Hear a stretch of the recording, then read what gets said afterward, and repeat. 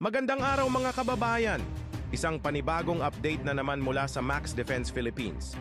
Una, ang ikalawang batch ng Siyam na Guarani 6 sa 6 na armored personnel carriers ay paparating na sa Pilipinas mula Brazil, matapos ang ilang delay sa export ng mga components mula Germany.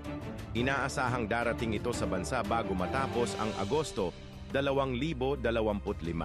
At ikalawa, isang makasaysayang strategic partnership ang nabuo sa pagitan ng Pilipinas at India kasabay ng pagbisita ni Pangulong Marcos kay Prime Minister Narendra Modi sa New Delhi. Isa itong hakbang tungo sa mas malalim na ugnayan pagdating sa defense, science, technology at co-production ng mga defense equipment. Kaya kung interesado ka sa military modernization ng Pilipinas, huwag mong palalampasin ang video na ito. Ang ikalawang batch ng Siyam na Guarani 6 sa 6 na armored personnel carriers mula sa Brazil ay kasalukuyan ng binibiyahe patungong Pilipinas. Ang mga sasakyang ito ay bahagi ng modernisasyong isinusulong ng Philippine Army sa ilalim ng Wheeled APC Acquisition Project na kabilang sa Horizon, dalawang phase ng RAFP-MP o Revised AFP Modernization Program.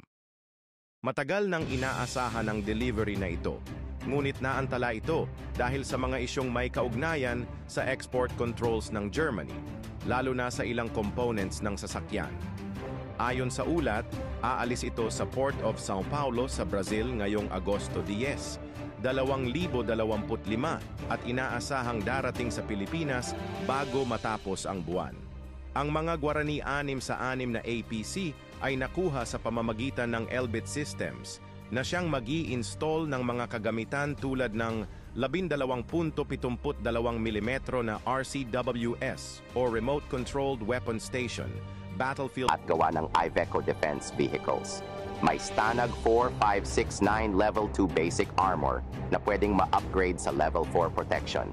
Ibig sabihin, kaya nitong tumagal laban sa small arms fire, artillery fragments, at IED threats, depende sa configuration. Ang pangunahing armas nito ay isang remote-controlled AEL Systems UT-30 turret na may 30 mm Mark 44 Bushmaster 2nd autocannon kasama ang 7.6 mm FN Mag machine gun, 6 smoke grenade launchers na kayang i-upgrade ng additional armor. May infrared, thermal, at night vision electronic sight para sa kahit anong combat scenario, gabi man o araw. May dagdag pang 7.62 mm FNMAG o M2 Browning machine gun na nakamount sa Remax remote-controlled turret. Mayroon itong electronic sights at smoke launchers para sa close defense. Pinapagana ito ng isang Iveco Cursor 9 diesel engine na may 383 horsepower. May maximum speed itong 100 at 10 kilometro bawat oras at operational range na 600 kilometro. Kaya nitong makipagsabayan sa iba't ibang terrain. Gamit nito ang hydropneumatic suspension, kaya mas stable ito kahit sa baku-bakong daan.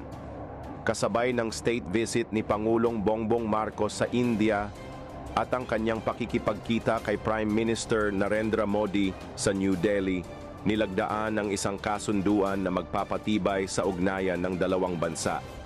Ang strategic partnership na ito ay sumasaklaw sa political cooperation, defense and security, economic and trade relations, science and technology cooperation, at marami pang iba.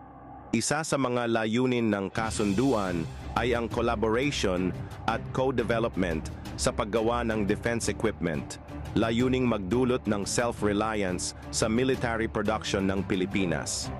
Kasama rin dito ang posibilidad ng investments sa Defense R at D, pati na rin ang supply chain ecosystem na magpapalakas sa defense industry ng bansa. Bakit mahalaga ang papel ng India? Dahil sa kanilang expertise sa rocket at missile technology, naval shipbuilding, defense manufacturing, at higit sa lahat, handa ang India na mag-invest sa SRDP program ng Pilipinas.